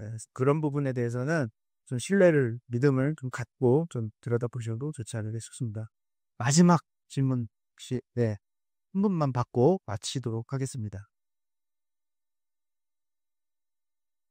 파트 2에서 학생부 종합적인 평가 요소, 학업 역량, 자기주도 업무 증가 등점이 말씀해 주셨는데요. 예루님이 학업 역량에서 이제 지표가 3개 정도 있는 것 같은데 각각에 대한 지표에 대한 배점이나 이런 것들은 안 나와 있어서 네, 되게 따로 평가하시죠. 없습니다. 네, 따로 없습니다. 이거는 그야말로 종합적으로 판단을 해서 저희가 6개의 첩도, 탁월, 우수, 그다음에 양호, 보통 이렇게 6개 첩도로 학생들을 평가하는 거고요. 각 어떤 학업 성취도 30, 뭐 학업 태도 40, 뭐 이렇게 해서 점수가 합산이 되는 방식은 아닙니다. 학업, 진로, 공동체로 나뉘어져 있고 그 세부의 항목 요소는 평가 요소는 있으나 배당되어 있지는 않다. 이거를 종합적으로 판단을 하는 거다. 많은 설명으로 이해해 주셨으면 좋겠습니다. 네. 긴 시간 어쨌든 뭐 원하시는 만큼 어떤 정보를 얻으셨는지는 모르겠지만 관심 가져주셔서 감사하고요. 끝까지 지치지 않고 학생들과 함께 즐겁게 학업 이어나갔으면 좋겠습니다. 서로 고생했다는 의미로 박수 치면서 마무리하겠습니다.